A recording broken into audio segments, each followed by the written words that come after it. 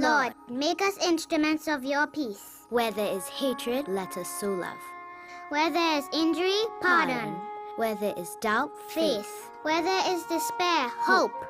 Where there is darkness, light. And where there is sadness, joy. O Divine Master, grant that we may not so much seek to be consoled as to console, to be understood as to understand, to be loved as to love. For it is in giving that we receive, it is in pardoning that we are pardoned, and it is in dying that we are born to eternal life. Amen.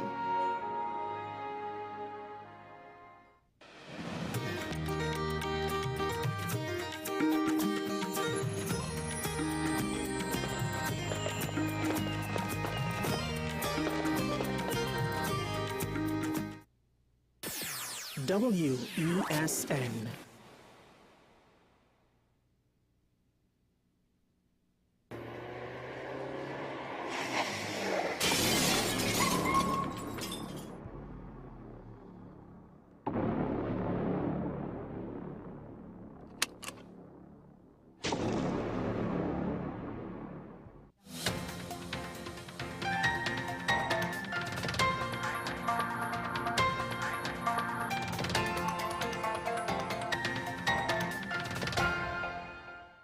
Here's your WESN News on the Hour. I'm Naomi Macnish. Thanks for joining us. Here are the headlines.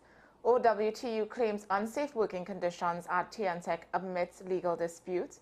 2 men charged in Moruga shooting incident granted bail.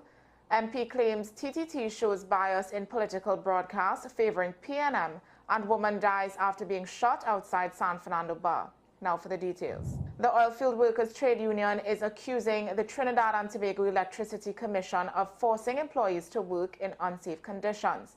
Union President Ansel Roger raised these allegations after TNTech sought an injunction to prevent workers from holding protests, which the court will address in a November 11th hearing.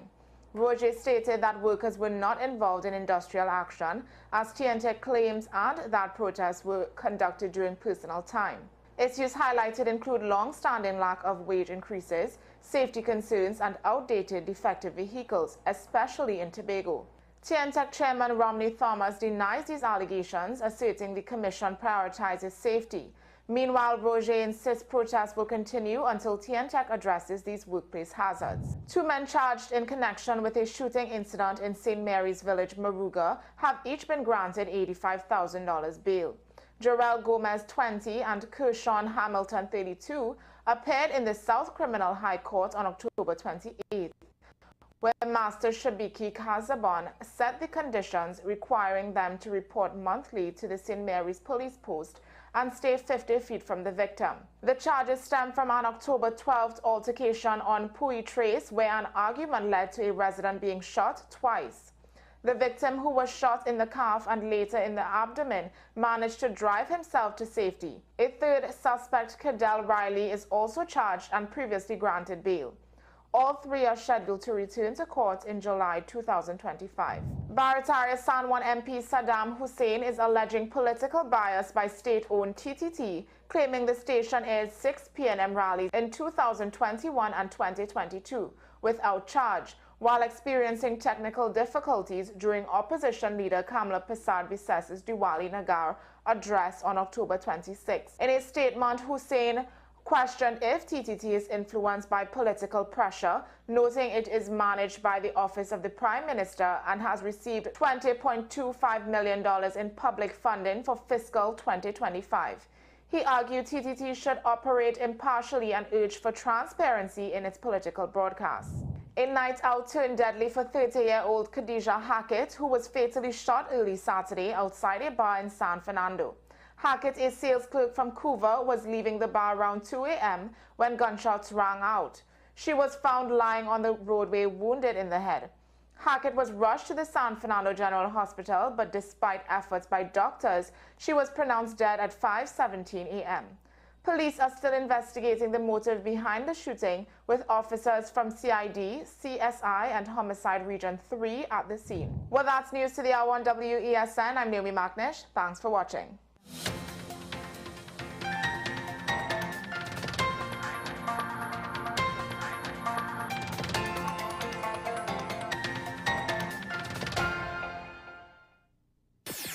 WESN.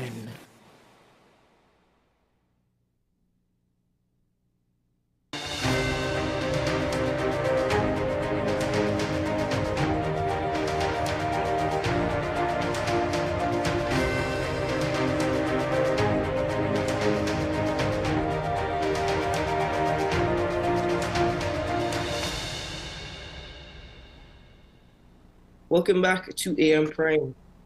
I say welcome back because it seems as though the work never ends. Hello there, and welcome to the program on WESN, a content capital. I'm Keaton Shaw. Thank you very much for joining me. And I suppose the first thing to say welcome back, as this conversation I'm about to have is a continuation of a series of discussions in respect to the tourism sector in Trinidad and Tobago.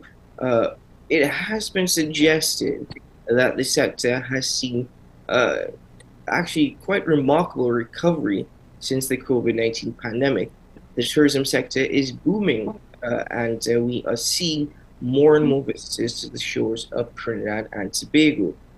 There's no way to actually have an idea in relation to the spend that TNT receives from such visitors, and really what we gain financially from visitors throughout the course of the year. But we can have conversations with stakeholders for them to share their thoughts and opinions, their experiences in respect to the tourism sector in TNT.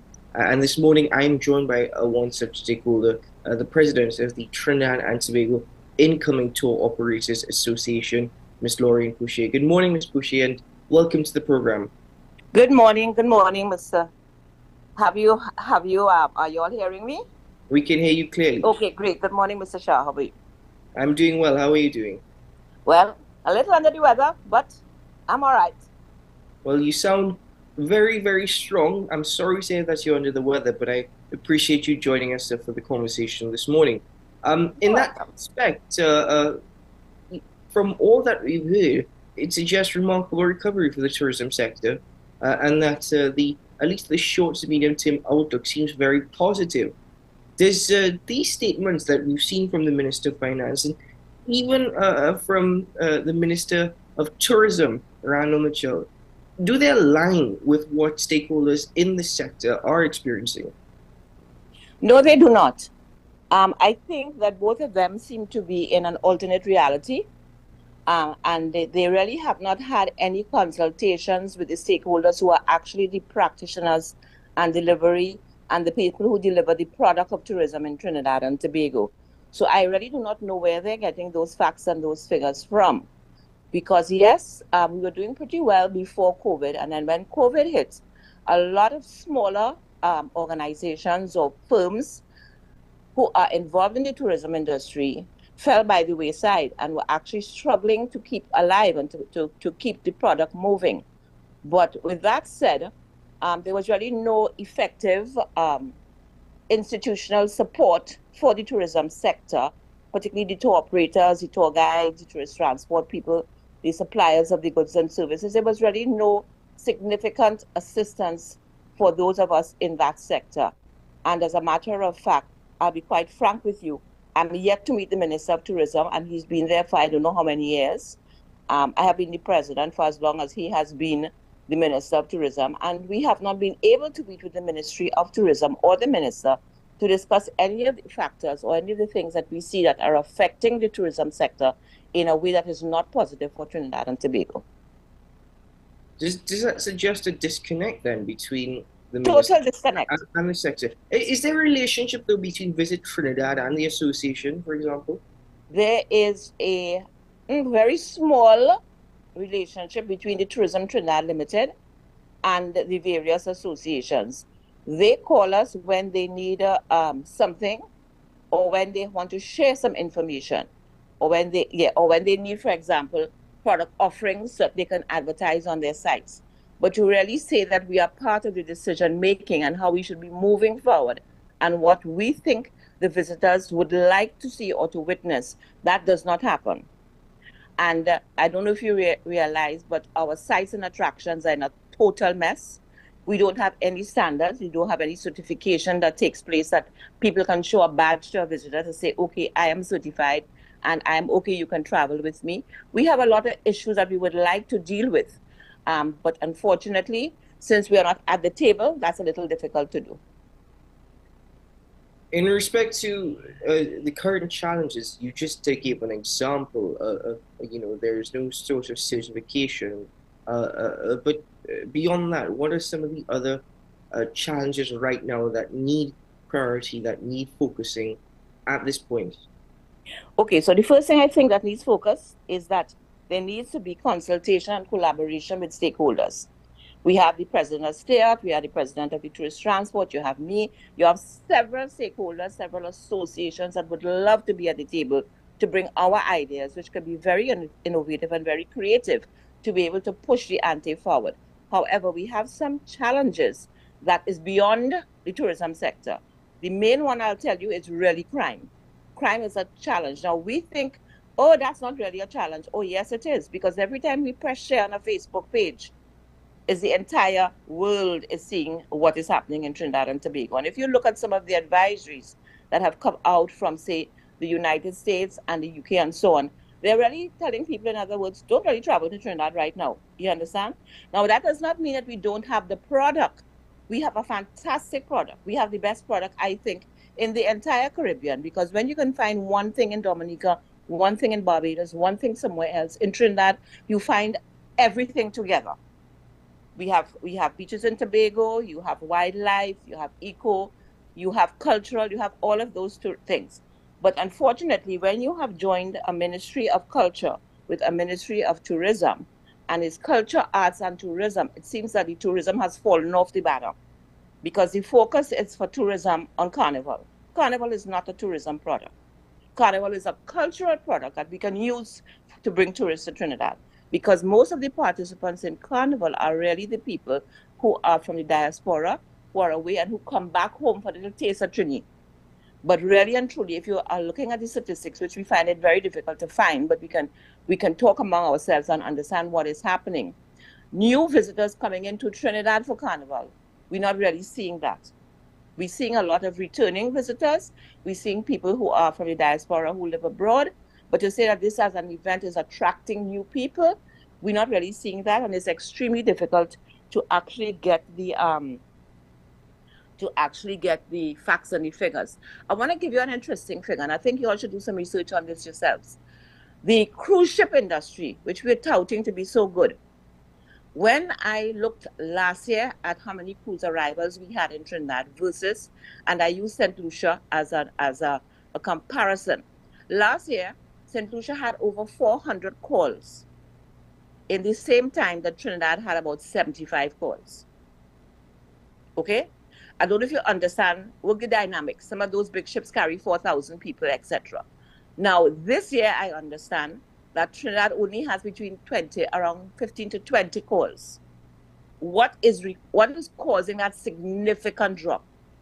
Has there been any investigation and understanding? Is it because our product offerings are not up to standard of the other islands? Is there a monopoly in the cruise ship industry in Trinidad so that the ships are not privy to all the various offerings? Are our rates too high? What is happening that we have dropped so significantly in the amount of cruise ships that arrive here? And those cruise ships, as I'm not a proponent for the cruise ship industry, because I think it's just a hit you and they gone. But a lot of people benefit from that, because you have the artisans, you have the people who provide the transport, the sites, the attractions, the tour guides. You have people who benefit from that as a downstream, and that creates economy and economic movement. You also have the fact that when tourists come here, they pay US dollars. And we are struggling for US dollars in this country. Why is it that we are not looking at the low-hanging fruit and make sure that tourism actually is viable and that there's business coming into this country? One of the things I want to say is that if you look at the budget figures for tourism this year, similar to last year and the year before, what happens is the money is allocated for recurrent expenses, the staff in TTL, the staff in the ministry, etc., and for the boards, the various boards who fall under that ministry. But when you look at institutional development, when you look at marketing and promoting the destination outside of Trinidad and Tobago, very little is allocated for that. You've described our product and the product that exists, and there seems to be a total breakdown in even maintaining the product that we are offering. Though you describe that we have so much more to offer, at least in your opinion, as compared to the rest of the Caribbean. So if the product itself we have not fully developed, what about the marketing of the product that already exists?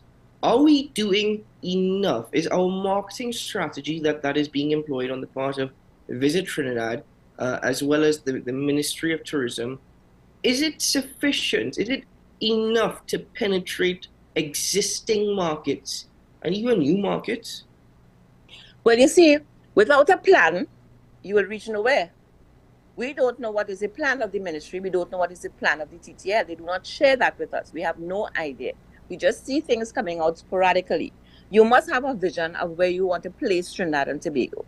So if, for example, we know that last year we had 10,000 visitors, and this year we want 15,000 visitors, what are we doing to create the pull factor for those extra 5,000 people to come to Trinidad? We don't.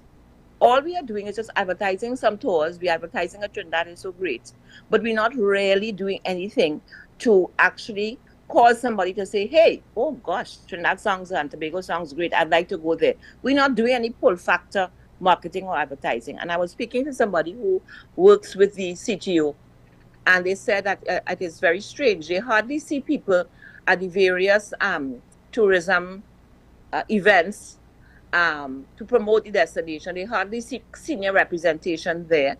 And really and truly, there's not much talk about Trinidad and Tobago being a tourism destination.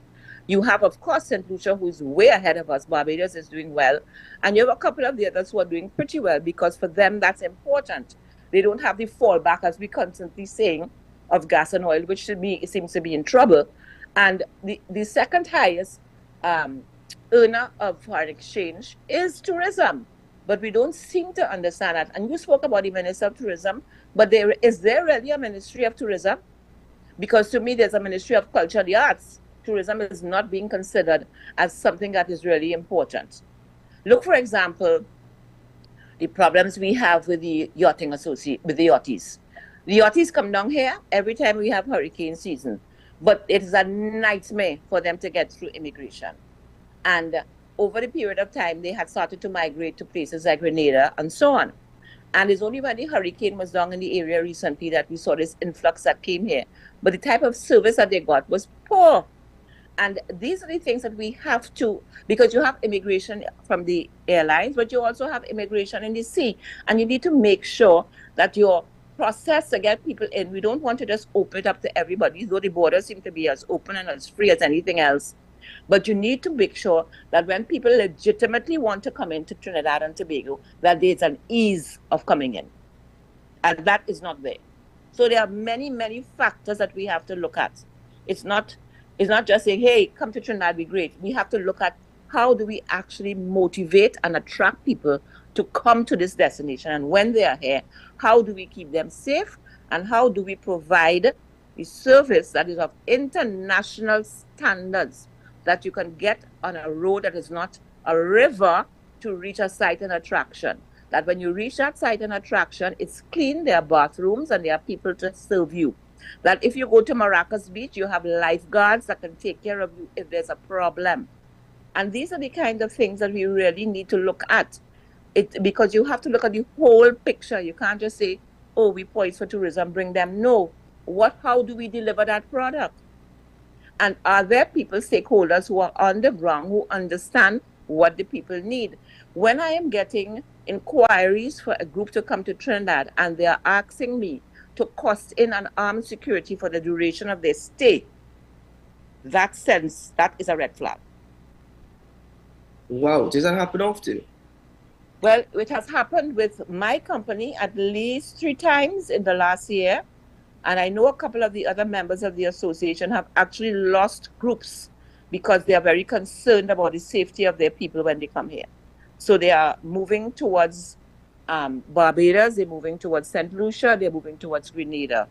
At a time, we used to promote and push them towards Tobago. But with the increase in crime in Tobago, from 1 or 2 people per year to 26 going on 30 per year, that is also another deterrent. No, I'm not disregarding what you have said this morning, what you've put forward. It's similar to a recent conversation I had with another tourism stakeholder. But recently, TNT was named by Lonely Planet as one of the top 10 nations to visit in the world. So surely we are doing something correct if we have such a recommendation that tourists should visit TNT in 2025. I am smiling because, tongue in cheek, I would like to say to you that these types of things are easy to be bought. Go on. You understand? Because Yes. I would like to know what is the empirical data that they base that on.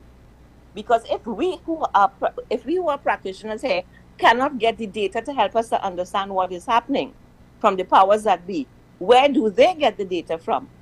How do they know that this is the emerging destination when we have, but you know yourself, when you look at it, all these things that are happening in Trinidad, who is really going to come here unless there's a serious pull factor? I don't know what that pull factor is, and I don't know how that award was given, because to me, it seems kind of facetious, and it seems that I wonder if something passed under the table for us to get that award.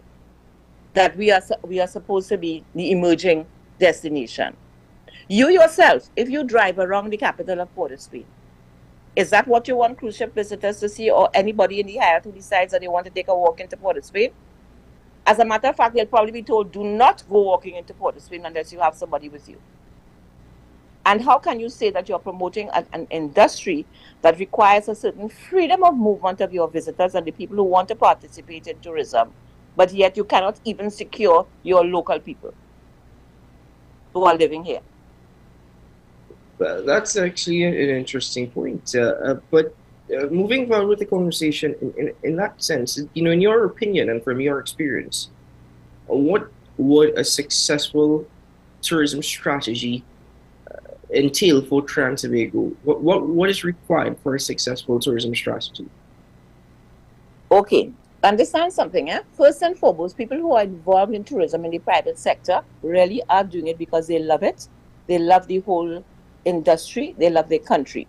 Is it a lucrative industry? Would you say it's a lucrative industry to be in? What's that? Sorry? Would you describe it as being a lucrative industry to be a part of? Not right now. It's not. Not for the small and medium enterprise. So it's not a lucrative industry, but it can be a lucrative industry. It used to be a lucrative industry. People earn their living off of this. But right now it's a struggle because you have many people who are owed VAT refunds. You have many people who have done jobs in tourism for the government and are still waiting to be paid. I had a particular operator who had to wait a year and a half to get a check for $150,000 for work that they did. That should not be when you are a small enterprise and you are just trying to stay afloat. So there has to be, to move this tourism industry forward, we need to have collaboration and consultation with private sector providers of the product. The government cannot sit down and the technocrats decide this is going to be the best thing for tourism. They are not practitioners. They do not know, okay? And they are playing around with whatever money is available to them to try to help the situation. But that cannot happen unless you speak to the stakeholders. You must have us at the table and that's the first thing I'm saying. And I will harp on that, and I'll beat that drum, because you must have consultation with the people who are on the ground providing and who are getting all the inquiries from abroad. If you do not have these people at the table with you to give you some innovative and creative ideas and help you to move forward, the destination to move forward in tourism, we are shooting ourselves in the foot. We're not going to get anywhere because we have technocrats who think they know what tourism requires, but they really don't know. The most important thing that tourism requires is for you to showcase the destination as a safe place, number one, where the service is top of the line, number two, and where the people who are providing the product are certified and there are standards, international standards that exist. I don't know if you can say that we have any of those things. The thing is, throughout the course of this interview, you've spoken extensively as well as per the service and the service that exists. And to my recollection, following the closure of the Trinidad and Tobago Hospitality and Tourism Institute, which allowed for the training of individuals really for the tourism sector. We haven't really had an institution that has adopted or taken over the responsibilities of the Tourism and Hospitality Institute. Are we losing out in respect to significant human resourcing when it comes to the hospitality and tourism industry because of this closure? Yes, we are. And there's a long story behind that whole closure. But basically, just before it was closed, there was work being done to make the TTHCI the hub of training for the Caribbean for tourism providers. I don't know if you know about that. And then what happened? It was closed because government stopped the gate and all the various issues that were happening. As usual, it was a problem with finances, and I think also a problem with political affiliations. So that we had that issue there, but there has not really been anything that has risen up. There's something in Tobago that does training, and there's a private organization here that does some training, but really and truly, we don't really have the capacity and the ability that we had when TTHCI was here to train people. And I'll tell you something, if you cannot train your people here, it means that they're going abroad, and when they go abroad, they stay abroad. So we are actually, there's a brain drain, and we are losing people who are very good in the tourism sector as service providers. And also, to get to your point about why things may not be happening as they should, if you do not have a methodology for standards and for certification, then you have a lot of people who may be providing the service who are not qualified to, okay? Who are not qualified to and who are not certified to, legally or otherwise. In other words, for example, if a cruise ship arrives here, yes, you have the agent who will do the prepackaged tours, so they know exactly what they're doing, the buses come and you go and so on. But you have quite a significant amount of people who walk off the ship who want to go on their own tour. And any tout who may be by the gate at the cruise ship complex can woo these people and take them on a tour. They have no certification, they have not studied it, they don't have the knowledge and the information to provide. It's not just driving them from point A to point B, it's sharing the history and showing who we are to these people.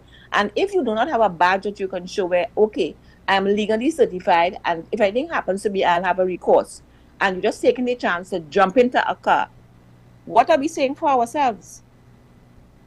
And this is why I said, if we can't protect our own people, how are we going to protect the visitors who are coming here? And I may sound like I'm beating a drum here, but yes, because the most important thing when somebody is looking at a destination is that I'm going to be able to get there safely, have a good time, and leave safely. If that is not something, I don't know what you do when you are traveling, but most people who, when they're traveling, that is what they think about. Yes, they want to have a great time. They want to be immersed into the culture and the activities of the destination, but they also want to know that they can get back home safely.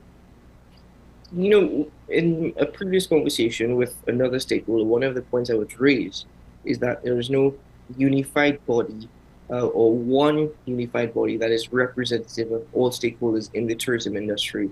Do you think that is something that should be the first step, that stakeholders probably need to get together to create their own representative body, that we are hearing from stakeholders, but one united voice might be stronger in respect to dealing with all these challenges that the tourism sector is facing?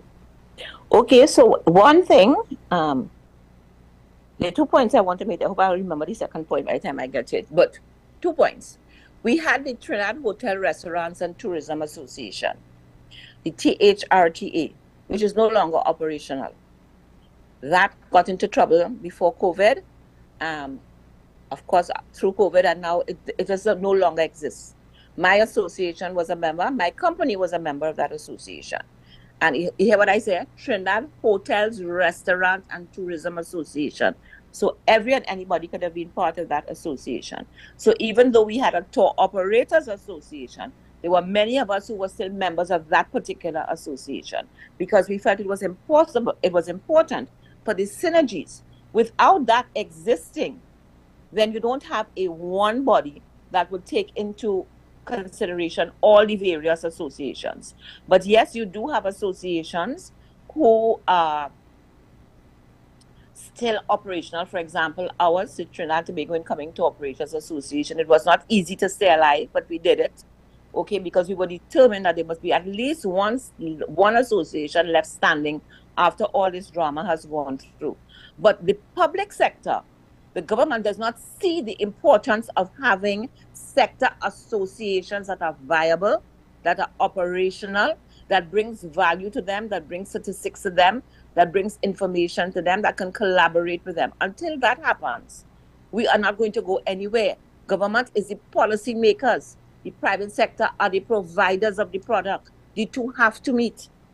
There's no doubt about it, because you in your ivory tower can say, okay, I'm going to give $100,000 to tourism for this. But does tourism need that? And if you're giving it, can the people who need to access that money access the money? Or is the red tape so much that that money rolls over into the next budget, which is what has been happening?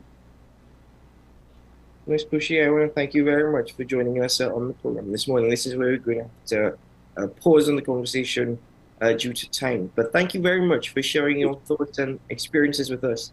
And really, the tourism sector plays a vital role in our economy. The Minister of Finance has indicated really it's going to be one of the main organs going forward for our economy. I hope that it gets the tender loving care that is necessary at this time. Thank you very much. I will always live in hope, and thank you very much for having me on. Anytime in the future, give us a call. No problem. You're welcome. Thank you very much. Take care, and please feel better very soon. All the best. Thank you very much. I will have a positive attitude. Yes, yes, thank you. Well, ladies and gentlemen, I think the first step to any challenge that you face is having a positive attitude. And you might think that that sounds very silly, but really, many a times, that's what we need to adopt, a positive attitude. So stakeholders are concerned. Stakeholders are frustrated within the tourism sector, but they haven't given up.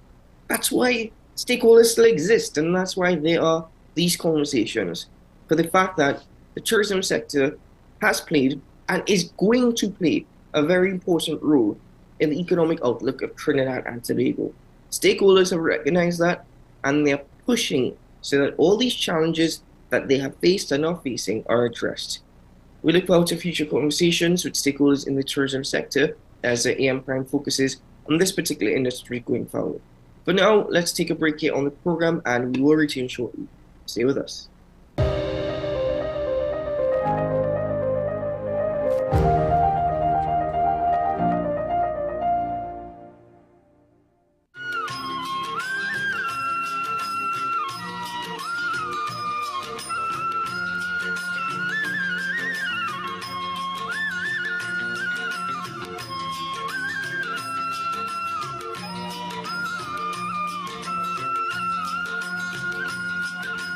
Transform your home with PCU Plus. From stylish furniture to the latest appliances, we have everything you need to create your perfect space. At PCU Plus, we offer fair prices and affordable financing options that are cheaper than hire purchase agreements. With convenient locations in San Fernando, Tobago, Arima, and our lifestyle showroom in Barataria, you're never far from the best deals. Visit PCU Plus today and discover why we're the top choice for quality furniture and appliances. PCU Plus, quality you trust, prices you'll love. Visit one of our locations or find us online to start transforming your home today. Bill and Ruth fell in love with the Benjamin Moore color Dry Sage, but they tried to match it using another brand's paint. I mean, it's close enough. Almost identical, really.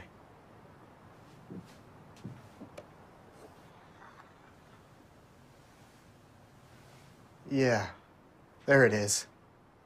Never trust another paint to be a Benjamin Moore color. I have been shopping at Price Club from the beginning. I love most of all the friendliness of the staff. I shop there because my children love me and I love them. My favorite section is the vegetarian section. They have such a wide variety, which I love. I have been out shopping, to check out the prices, but here at the lowest, it's the best. I have tried other places and I came right back to Price Club because they are the low price leader. The season of lights is bright and tasty with Royal Castle's delightful veggie burger made with a healthy and nutritious patty. It's great on its own or in a combo with one side and a 16-ounce drink. So whether it's lunch, dinner or a snack, Royal Castle's veggie burger fits right in with your fasting and festivities. Happy Diwali from Royal Castle.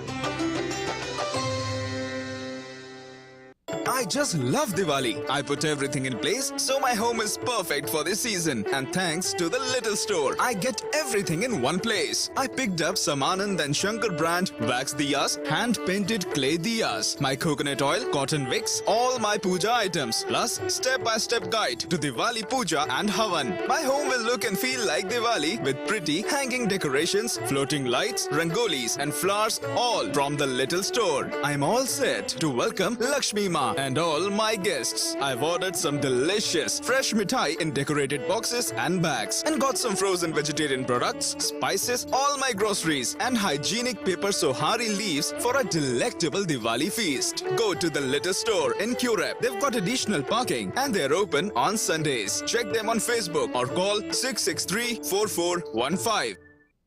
When it comes to Pira and Laddu, I just use Chatak's Laddu and Pira Mithai Mix. It's a combination of traditional ingredients in one pack. I don't spend all that time preparing different ingredients like Ma. 3/4 of the work is done. So now I can make fresh, delicious Pira and Laddu in about 15 minutes with the convenience of Chatak's Laddu and Pira Mithai Mix. Now Ma's kitchen is a Chatak kitchen.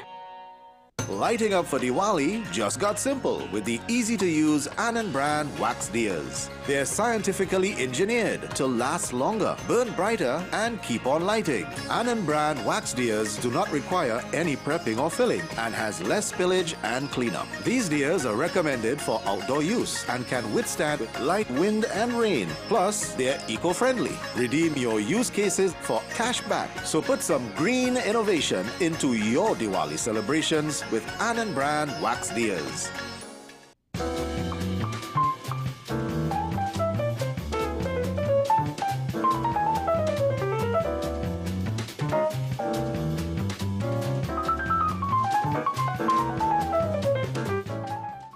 When it comes to Pira and Laddu, I just use Chatak's Laddu and Pira Mithai Mix. It's a combination of traditional ingredients in one pack. I don't spend all that time preparing different ingredients like Ma. 3/4 of the work is done. So now I can make fresh, delicious Pira and Laddu in about 15 minutes with the convenience of Chatak's Laddu and Pira Mithai Mix. Now Ma's kitchen is a Chatak kitchen. Perfection doesn't happen by chance. Like an artist, the cook selects the main ingredient, one that is worthy of a proud cultural tradition. Trusted to enhance your creations with its richness and versatility. To create a cooking masterpiece, the secret is simple. The brand we know, the brand we trust, the brand our ancestors have been using for generations. There is only one pure cow brand ghee. Look for the marks of authenticity.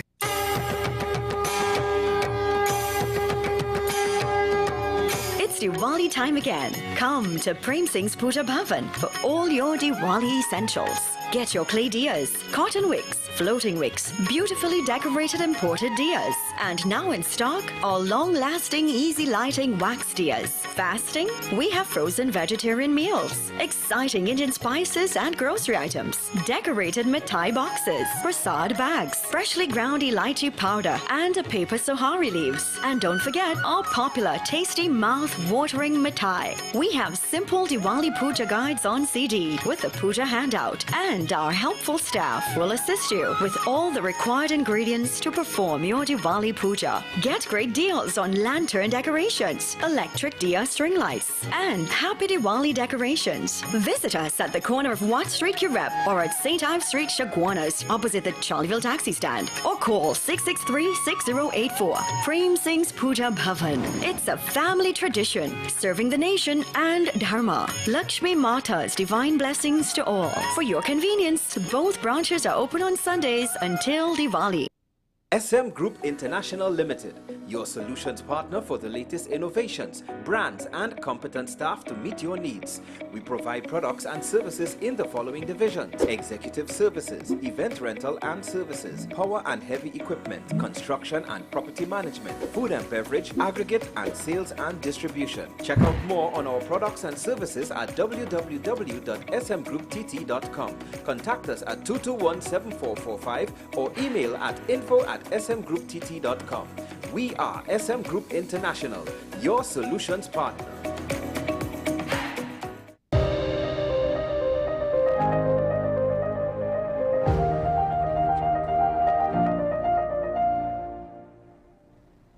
Welcome back to the program, ladies and gentlemen. Thanks for staying with us this morning as we continue with this edition of the program. So we do have Wild Wednesday coming up at 7 o'clock, and I'm sure you're looking forward to that. And certainly we've got a good one for you this morning. But in the meantime, there are a couple of stories of which we can get into and which we could share with you. In relation to a story that we covered yesterday morning at the beginning of AM Prime, as it relates to the Global Organization for People of Indian Origin, or GOPIO as the acronym. Still, I did do some quick research on GOPIO. Still do not truly understand their significance, but that is not necessarily the case. Just to remind you that this organization wrote to NCIC President Dirup Tamal saying that the National Council should rescind the invitation to the Stuart Young, acting Prime Minister of Trinidad and Tobago, to actually address the Diwali Nagar celebrations on closing night, which happens to be tonight. Now, totally disagreed with what they put forward, saying that how Stuart Young, and here's why I disagree. I'll get into the details. Their reasoning simply suggested that he disrespected Hindu women, and that it was Ravana behavior on his part. They're linking him to Ravana, essentially, the demonic god in the Ramayana. But putting that aside, I disagree with this whole thing about disrespecting Hindu women and Ravanic behavior and whatnot. He disrespected women as a whole, and as far as I'm concerned, it was disrespectful to all of Trans-Tobago, because that did not belong in our parliament. But the mere fact is, he apologized. He was admonished, right? He has apologized, and we have moved on from that situation. We don't necessarily have to forget, but we have moved on from that particular situation. To now come forward and say that we should rescind his invitation is actually a complete contrast to what the whole concept of Diwali is, to what we celebrate Diwali as being light over darkness. All right, we are actually now going completely against our own traditions or practices, as we like to put it, in celebrating Diwali by saying rescind the invitation. No, it was silly. It was very stupid, unfortunate. Well, what's happening now is that Prime Minister Dr. Keith Rowley has returned to Trinidad and Tobago following the Commonwealth Heads of Government meeting in Samoa. So Stuart Young is no longer acting Prime Minister. It has been confirmed by the President of the NCIC, Dirup Tamal, that the Prime Minister will actually feature at the Diwali Nagar on closing night tonight, and he will also be the feature speaker.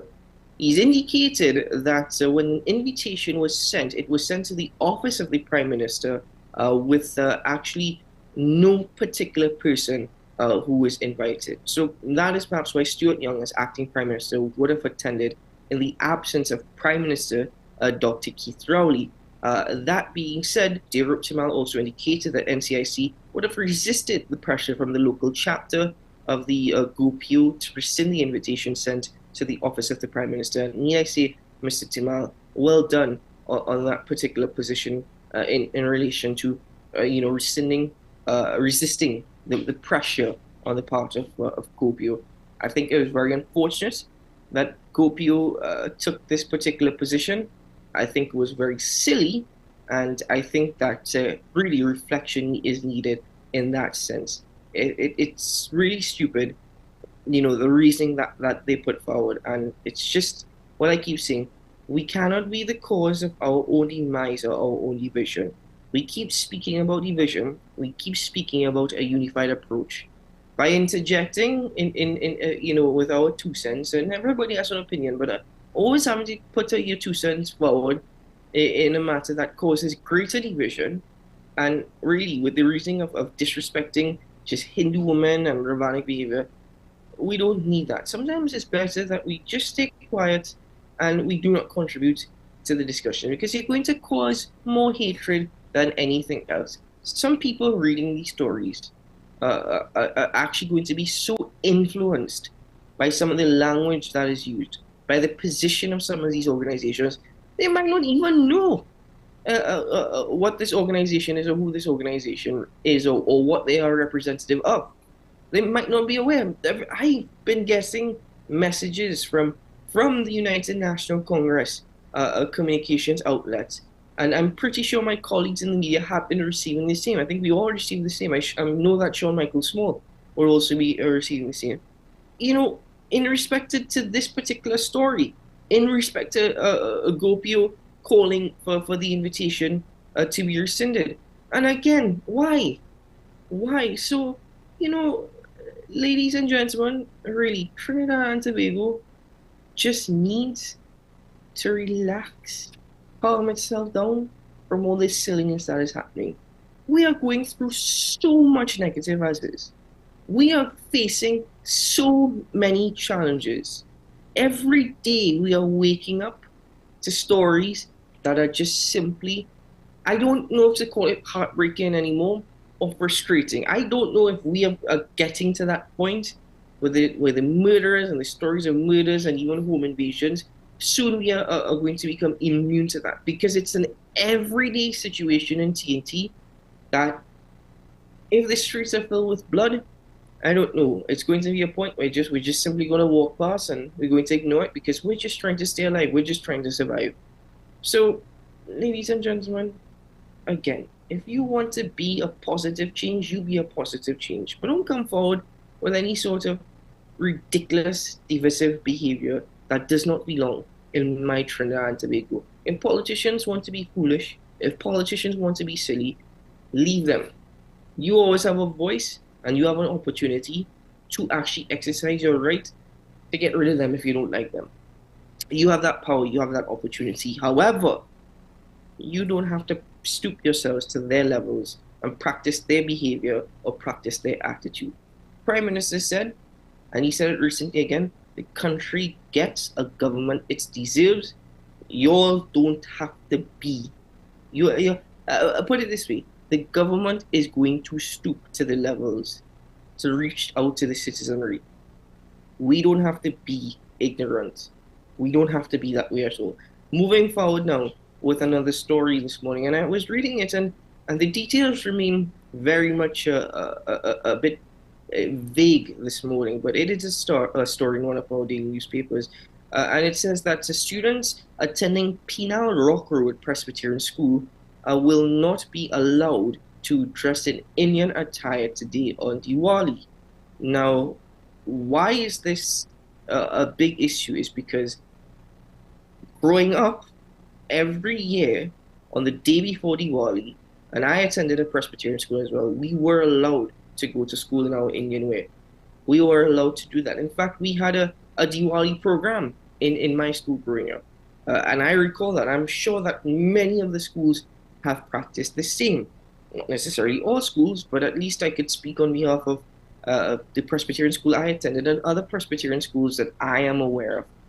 And I'm sure there are many other schools that would have allowed this. But it's also an issue because parents said that they bought outfits for their children following a PTA meeting on October 24th, when the principal indicated that children could wear Indian attire today. And last year, they were even allowed to wear Indian attire without any complications. But apparently, a school memo was sent from the Ministry of Education's school supervisor indicating that they will not be allowed to attend in anything other than their uniforms. So a copy of the letter was obtained by this particular media house, Guardian, and it said, they quoted from the letter, and it said, any deviations require that pupils enter the school compound in school uniform, change into appropriate attire for the event, and then change back into their school uniforms before dismissal and departing the school compound. So, immediately, flag pointed out, it's not that children are not allowed to wear Indian attire today as a part of Diwali celebrations. It's that they had to change on the school compound into their Indian attire, and before they leave school, before school is dismissed, they have to change back into their school uniform. I'll be very honest with you, that's silly. That's ridiculous.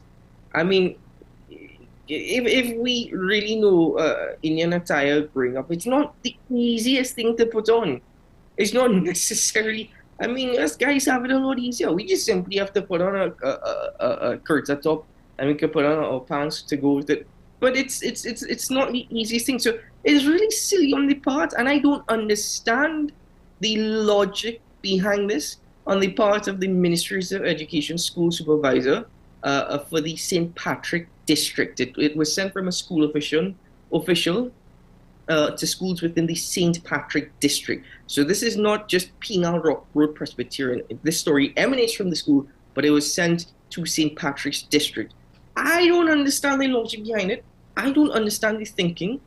What is the reasoning behind this? Is it anything to do with school safety? It baffles me at this particular point, because if I am going by the story published by my colleagues at Guardian in relation to this, then quite frankly, I don't have a lot of information to go by. I don't know if in that letter there was any reasoning given as per why it is you have to come in your school uniform, change and exit the compound when classes are in your school uniform again. Now, Guardian did reach out to an official from the Education Ministry and stated that the policy was nothing new and applied to all school districts. This official said this is for security and identification purposes. Huh? What? Okay, great. Clearly, this policy is something that is relatively new. Clearly, this policy is something that has existed for quite some time, and parents and schools have been unaware of it. This is the first time I am hearing something in relation to this. So the letter didn't necessarily state a reasoning, but an official from the Ministry of Education saying that this is nothing new and this applies to all schools. Listen, if this is the case, could you reach out to us at AM Prime and indicate us that you received a letter? If you're outside of the St. Patrick's district, by the way, if you don't know the district that you fall in, that we need to learn our districts, simply go ahead and do some research on your districts. But please let us know if you received any letter from the school that indicated such, because quite frankly, this is something that is new to me, and I find it very, very silly that students have to come to school in their uniform, change, any easiest thing to change into, and then before school is dismissed, you have to change again. I'm not familiar with that policy, but I hope it sorts out. So something very minor, but again, very silly, that really we shouldn't be facing these challenges. Anyway, last story that we're getting into this morning. And this one, oh, the irony, oh, the irony. Parents, what are y'all doing? So, at the Cedrus Secondary School, there was a meeting that was supposed to be an amicable intervention between two mothers to deal with bullying. A bullying issue at the Cedrus Secondary School. A video has now gone viral across social media showing two parents, two mothers getting into a fight. And here I say it ended in a bloody brawl between two mothers at the Cedrus Secondary School on Monday. I'm not even going to get into the details of this particular story. The details at this particular point is irrelevant. But imagine you have a meeting to deal with bullying on a school compound, and then it ends up in a bloody brawl between two mothers, apparently pulling each other's hair. One woman with a cutlass and a glass bottle in their hand. What? A female student trying to join in the fight, who had to be stopped by a man who was also trying to part the woman.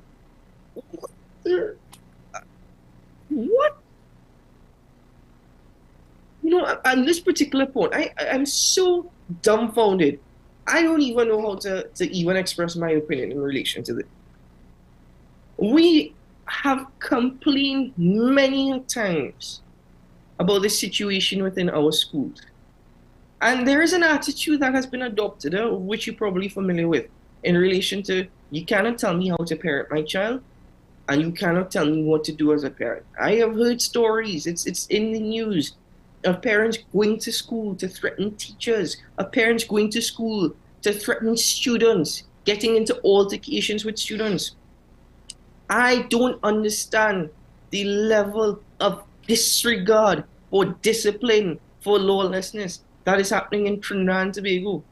Two parents fighting.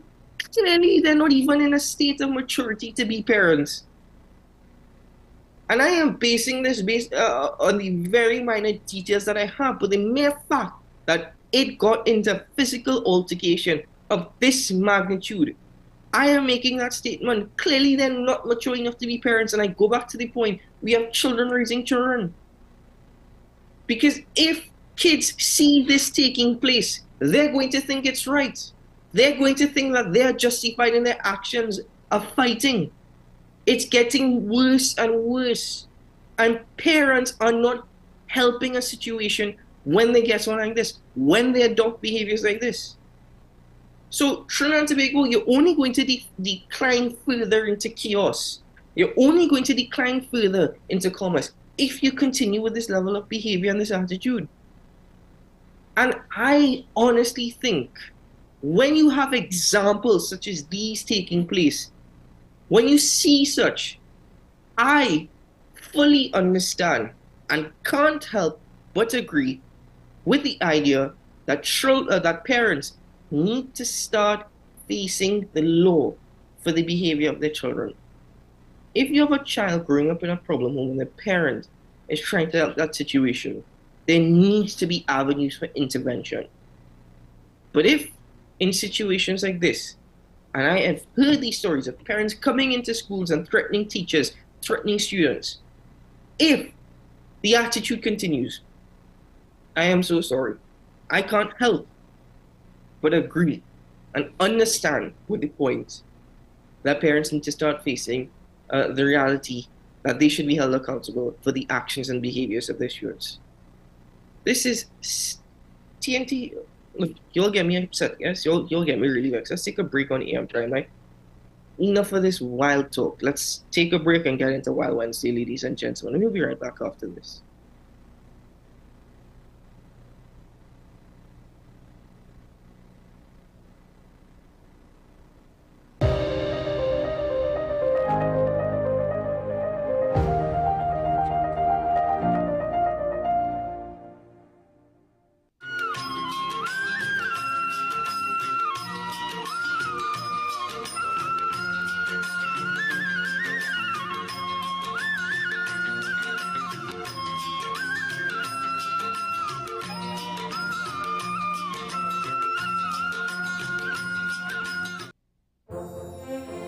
Very first day they opened, my mother and my father and I came in here.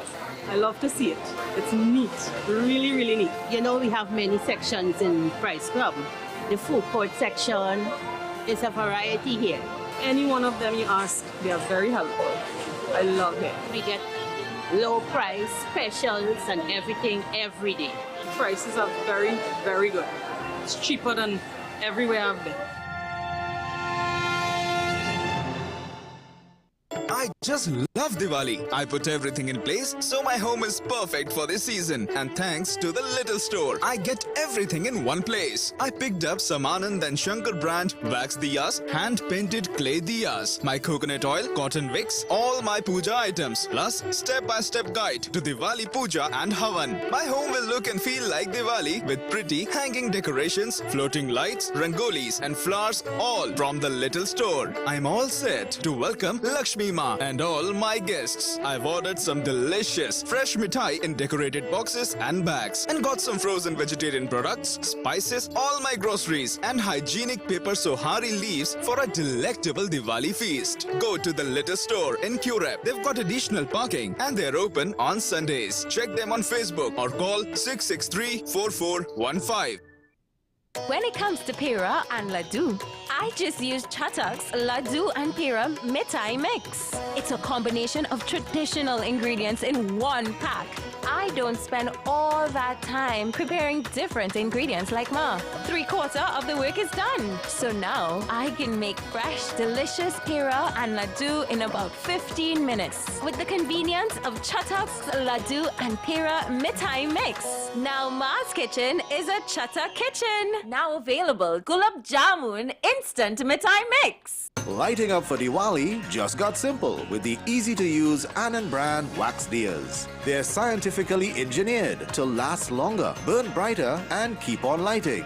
Anand brand wax diyas do not require any prepping or filling and has less spillage and cleanup. These diyas are recommended for outdoor use and can withstand light wind and rain. Plus, they're eco-friendly. Redeem your use cases for cash back. So put some green innovation into your Diwali celebrations with Anand brand wax diyas.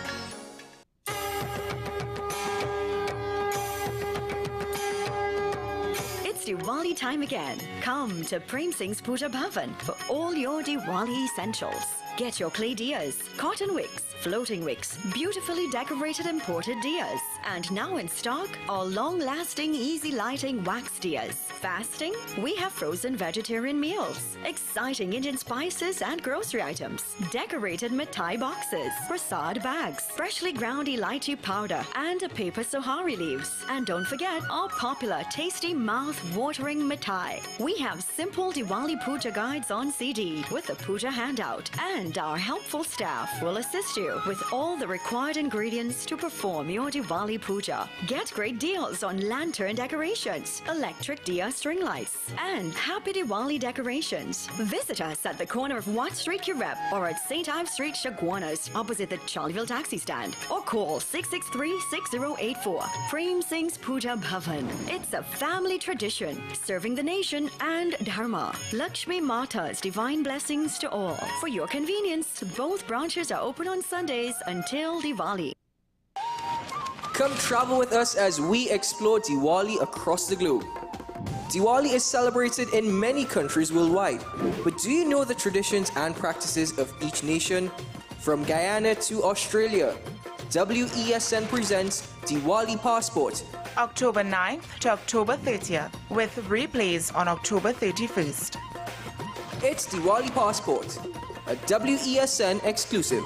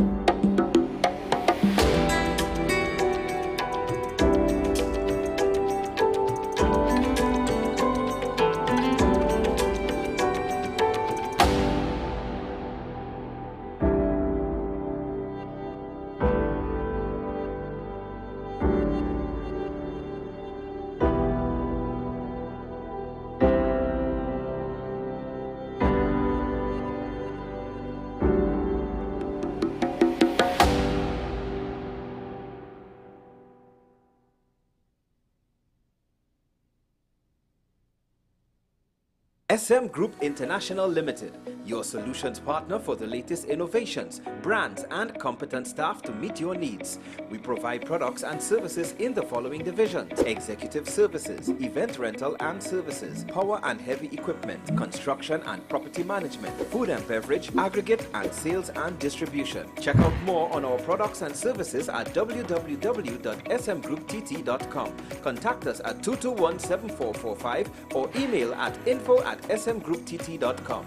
We are SM Group International, your solutions partner.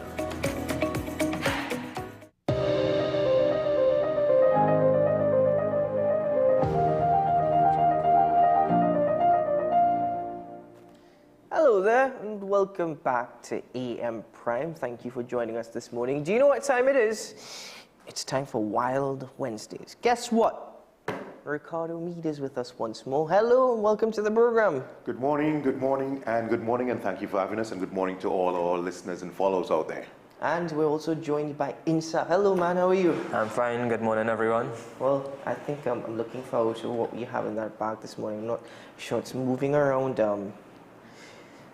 We'll get into that for a moment, but how are things? I can't complain. It's been a great long weekend working, doing a lot of work at the center and trying to do things a whole lot better in terms of enclosure-wise for the animals. And well, we had a lot of patients come in, but we've seen progress with a lot of them. So we're very, very buoyant and very happy about that progress.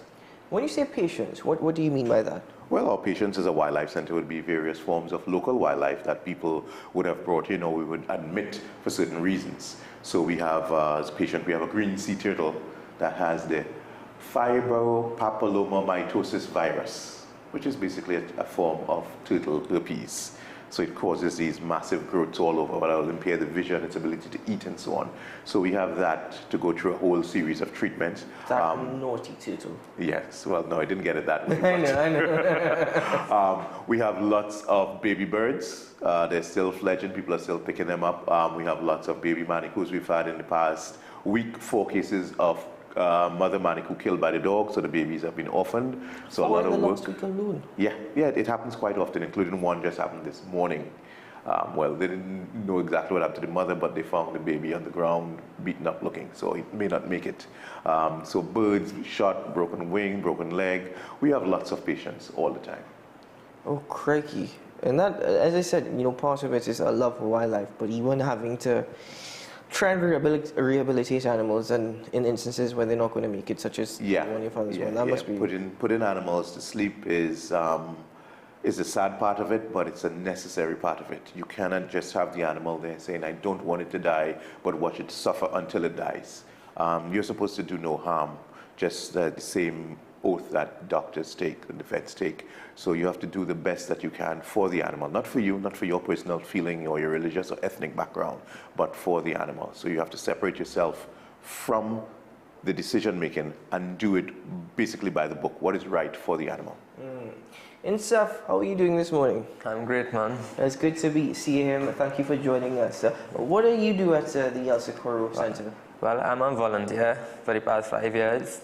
And I basically do anything that Mr. Ricardo wants me to do concerning animals. If it's rescuing, going in people's homes, helping relocate animals. Anything that he wants me to do, I volunteer and I help. As long as he doesn't tell you you've got to eat the mealworms, because I think last week Yes, I'm not taking part in that. Of course, being a volunteer and whatnot, you love what you do. You love interacting with animals. Of and course. Part of it is rescue as well. I mean, you've been able to build relationships with animals well over the last 5 years? I think I do better with animals than people. Really? Yeah. Oftentimes I get that thought as well.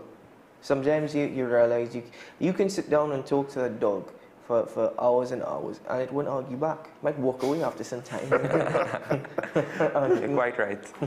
So what do you have in that bag this morning? Oh, well, we have a guy here named Mr. Carl. Mr. Carl? Yeah, C-A-L, short for Carl Cutter. Okay, I'll tell you, hold one moment. Before you bring him out of the bag, what are we dealing with? Just before you bring him out of the bag, what are we dealing with this morning? No, he's a little guy. You like to call him a little guy, a little boy.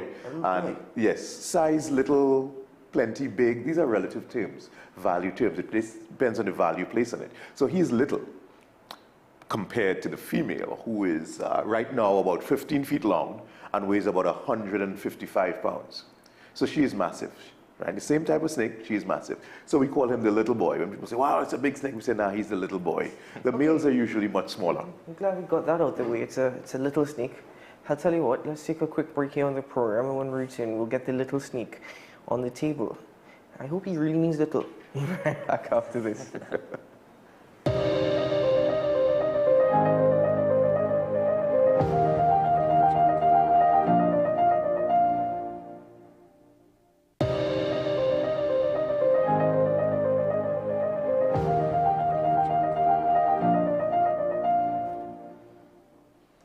Okay, so they said little. Do you guys think this is little? Let's welcome Carl to the program. Carl is over there next to himself. Hello, Carl. What little? What is he little? What? There's nothing little about this snake. Again, it's relative. He is little and tiny compared to the female, who is twice his length almost. And, Twice his length? Yeah, and weighs 100 pounds more than him. So what? He's about massive. 7 feet. Well, actually, Yeah, he looks a bit bigger yeah. than 7 feet. Yeah, he's probably hitting 10 easily right now. Yeah. I haven't measured him in a while. Is he going to get bigger than this?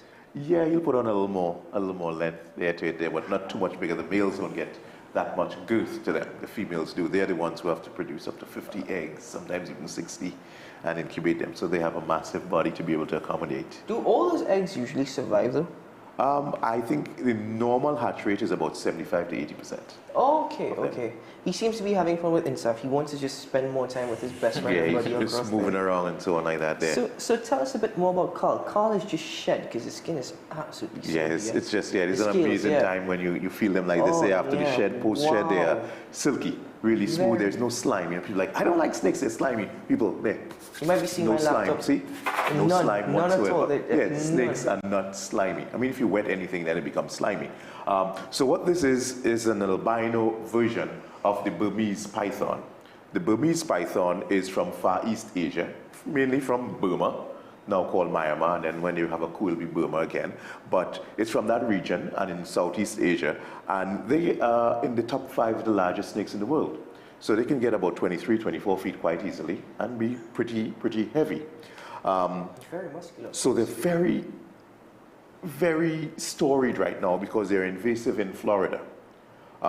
Throughout the Everglades, which is a very delicate ecosystem, they have large pythons devastating their local wildlife, and they're very much concerned about that. They're even devastating some of the local animals. You come home one evening, your dog's missing, snake probably had it. So it's a very tricky situation, volatile situation in Florida. So they have some people coming from Burma and India to help them to hunt these specimens, and they're using all sorts of methods to hunt them. And people would have blamed pet owners for releasing these snakes, but the science has shown that that is not true. What happened is Florida is home or a landing spot or a breeding spot for lots of exotic animals that are distributed throughout the US. So they had breeding facilities that had large snakes that were of breeding size, and some of them were actually gravid. That means they were full of eggs.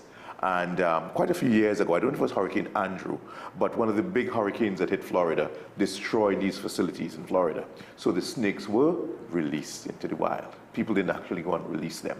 And with the release of these large females that were breeding size and full of eggs, they went out there and they started breeding. And now it's an explosion of these snakes throughout South Florida and then moving further north in the Florida region. So they're considered invasive and people do hunt them, but they don't kill them.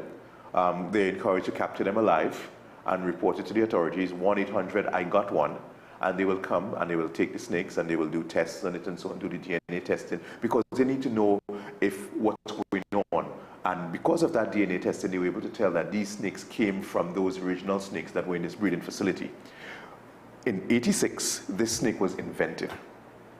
So this is This is the albino version to the Burmese. The Burmese sort of looks like a mackerel. It has similar sort of brownish colors, but they created this albino version. So albinism occurs naturally throughout nature. 1 every 250,000 birds is an albino in any animal. And it's usually a recessive gene, so you get a sort of throwback. But they were able to manipulate the genes to go from recessive to dominant. So anytime this snake produces offspring, you will get albino babies. Wow. How did, where was Carl, where did Carl come from? Well, Carl is short for Calcutta. Carl was someone's pet who escaped and was found one night in the street heading towards a poultry depot. Yes, Carl was like, my belly real grumbling, I need to get some chicken. And instead of going to KFC, he went to the chicken depot because, of course, they eat it live and raw. So he was actually captured. The police were called in. You know, one of the guys was threatening to shoot it, and somebody says, no, that's somebody's pet. You can't shoot it. You can take it to the wildlife center. And so they brought it to us, and Carl has been with us ever since. And because of his size, He has overtaken our original snake as the main go-to ambassador to take out. She's just too big, too heavy. I need so much manpower to move her around. It's backbreaking. 160 pounds. Yeah. So because Carl is just naturally going to be smaller, he's a lot easier to handle. Now, comparatively, because I know in the serpent wool, oftentimes, not always, but oftentimes the females are bigger than the males. Is that the only way you can tell if a snake is female or male? Because in other words, how can you tell? Well, there are ways. The size is one, but one way you can tell with pythons and boas is looking by the cloaca. The cloaca is the exit of the snake. That's where all the reproductive functions take place, as well as urates and fecal matter passes. So you see these two brown spots here. These are called spurs. The males have very prominent spurs. The females are almost invisible. This is actually, say, it's like a hook. Right, like a hook, almost like a horn. There it is.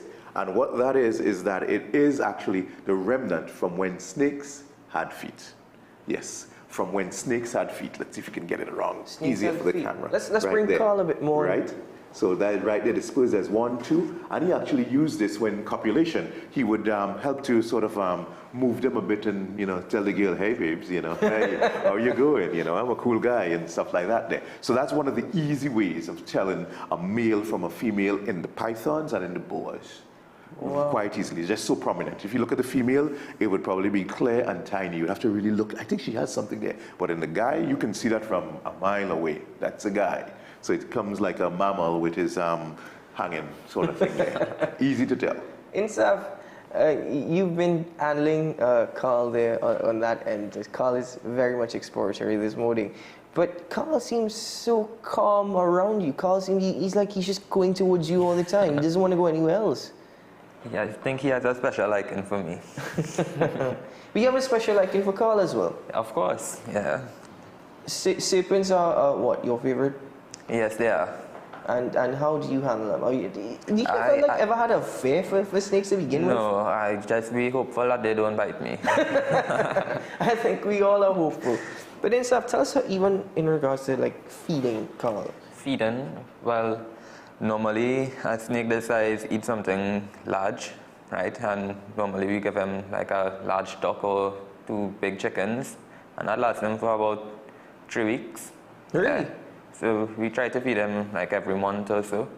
Oh, okay. Well, that's right. And what about in regards to, because he just shed, but in mating, is it like a mating season or? I'm not sure about the mating season. Mr. Ricardo here can... Well, we have no concern about the mating season because we have no intentions of putting the snakes together. There's no intentions of breeding these snakes. And for a simple reason. One, it is not native to Trinidad. This is not going to be found naturally in Trinidad. It's actually a little bit big for our ecosystem.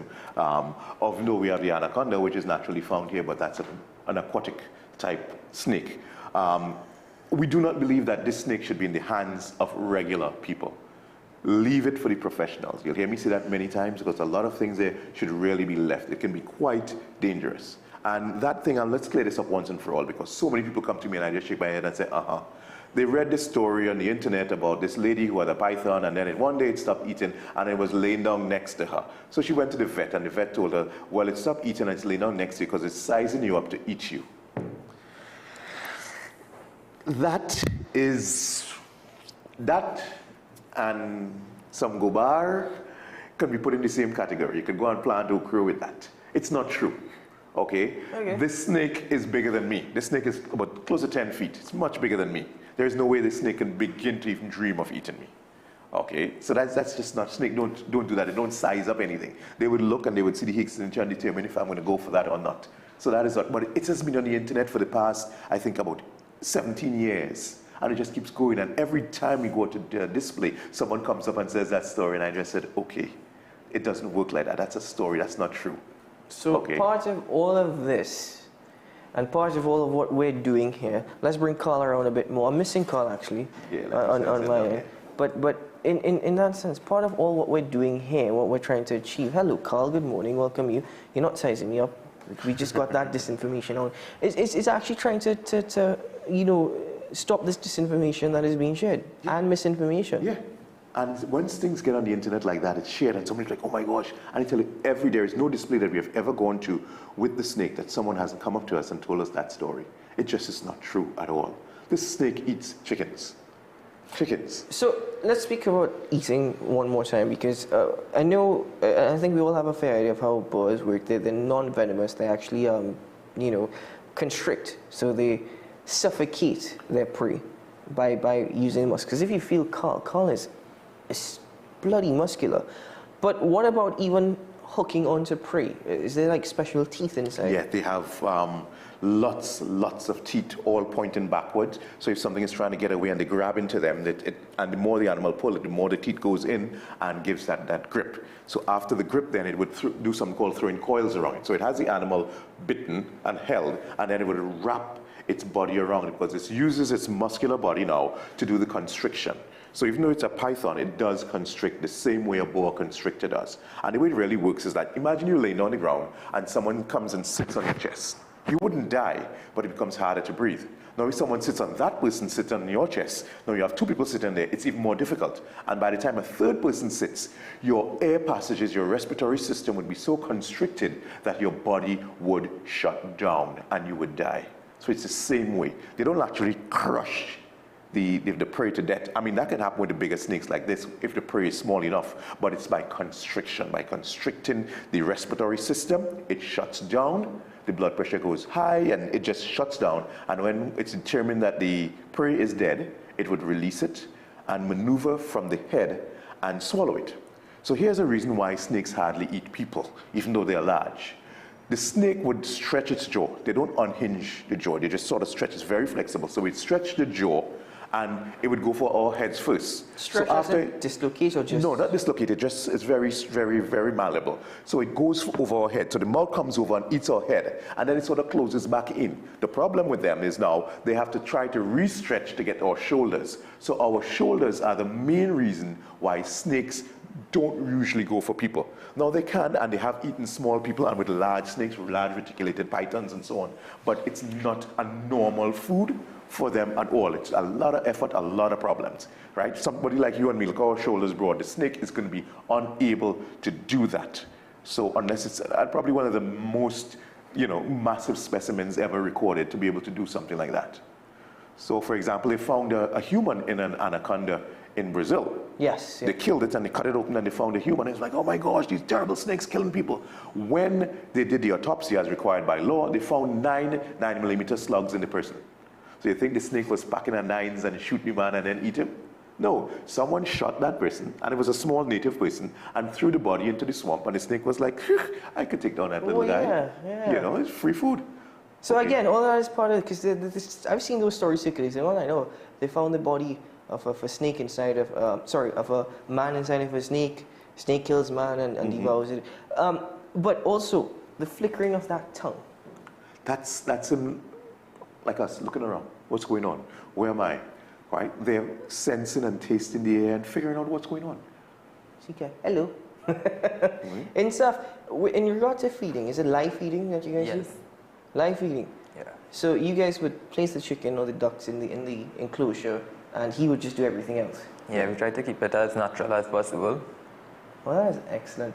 But this is, as you said, not native to Trinidad, so there are no plans to release Carl. Absolutely not. In fact, he was saved from being released, as it were. That's another reason. Like I said, there's a reason we have no intentions of breeding them. Normal people cannot handle this animal in terms of feeding it, housing it, and possibly socializing it so that it does not become, let's bring it back a little bit, so that he does not become a problem, a menace to them or their family. Because it can possibly grab a small child, and while it may not try to eat him, it can hurt. It can hurt the child or the owner, as it were. So to prevent situations like that, leave it for the professionals. This is too much snake for most people who like snakes to handle. It really takes a lot of effort. I think he likes me. Right? Yeah, he's just going to keep moving and coming towards you. The warmth that probably is coming off of the laptop and so on there. He's just going to keep moving around. Good call. He's just having fun this morning, guys. Sometimes I think to myself, I would love to have a snake as a pet.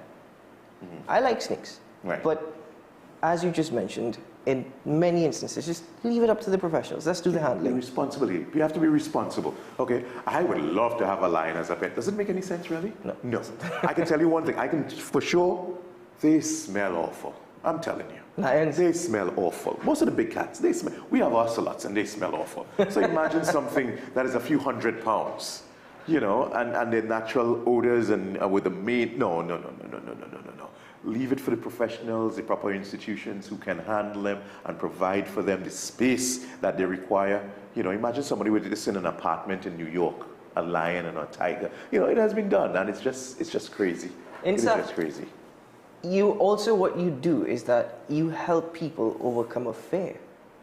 Well, that's if they up to it. Because some people think they're not afraid of snakes, and when they actually see the snake in front of them, yeah, that fear comes right back to them. But what they tend to do, they end up respecting the snake, you know. Respecting. I like how you phrase that, respecting the snake. Because, yeah, you're right. Is it that people, I know some people say, okay, could you put the snake around my neck? I want to take a photo. And then there's just people say, no, I'll just touch it. I'll just touch the end of the snake and whatnot. So surely also as well, that level of respect, you as a handler and as a volunteer in your relationship with animals, certainly when you're able to say, all right, okay, helping this person overcome their fear, they put it around their neck, that does a lot for you as well. Well, yeah, because sometimes like they react in the wrong way, they scream, they move kind of aggressively around them, and that might start the snake as well. Yeah. Okay. Now, you see, the thing is, I relate so much to Insaf when he says, I think I have a better relationship with animals than with people. I absolutely love animals, not so much for insects. So yesterday when you said it was a surprise, I'm like, I hope he's not bringing what I think he's going to bring. One day, what we let you know, you won't surprise you. No, not one day. We're good. We're good. Come on, it's Wild Wednesday. We're going to get wild on this show. And this is only the beginning. This is only the beginning. So from next week, Wednesday as well, you can join Ricardo Milan volunteers of the El Socorro Center for Wildlife Conservation right here on AM Prime for Wild Wednesdays.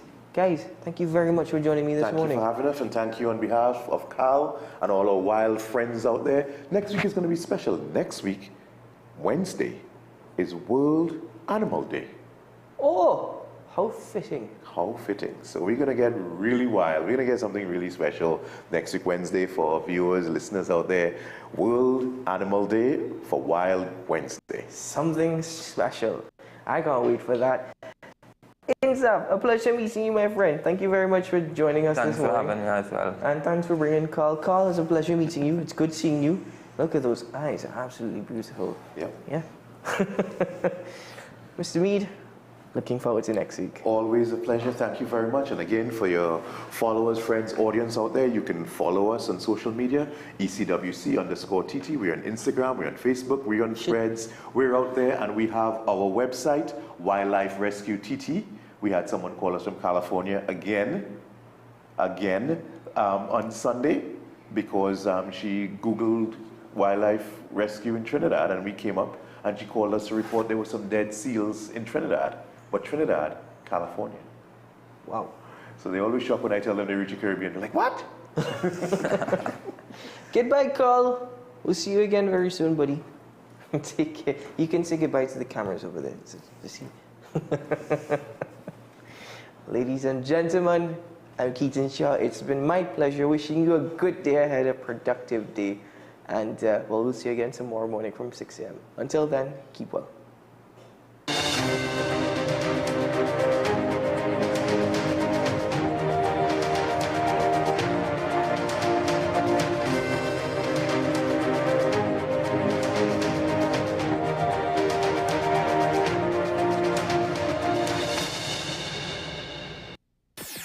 WESN.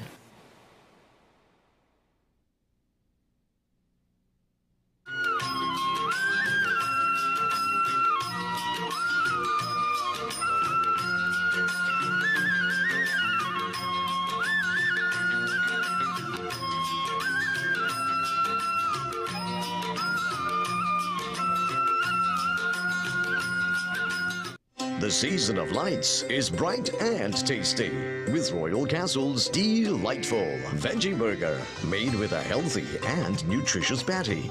It's great on its own or in a combo with one side and a 16-ounce drink. So whether it's lunch, dinner or a snack, Royal Castle's Veggie Burger fits right in with your fasting and festivities. Happy Diwali from Royal Castle.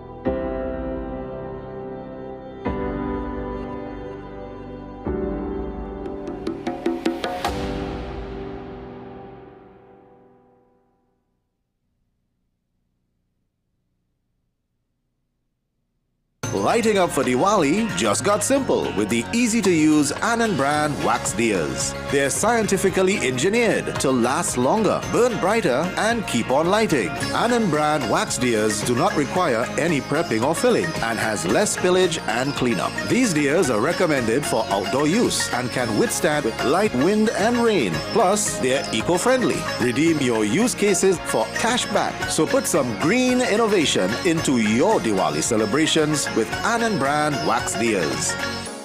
Transform your home with PCU Plus. From stylish furniture to the latest appliances, we have everything you need to create your perfect space. At PCU Plus, we offer fair prices and affordable financing options that are cheaper than hire purchase agreements. With convenient locations in San Fernando, Tobago, Arima, and our lifestyle showroom in Barataria, you're never far from the best deals. Visit PCU Plus today and discover why we're the top choice for quality furniture and appliances. PCU Plus. Quality you trust, prices you'll love. Visit one of our locations or find us online to start transforming your home today. I have been shopping at Price Club from the beginning. I love most of all the friendliness of the staff. I shop there because my children love meat and I love meat. My favorite section is the vegetarian section. They have such a wide variety, which I love. I have been out shopping, to check out the prices, but here at the Lewis, it's the best. I have tried other places and I came right back to Price Club because they are the low price leader.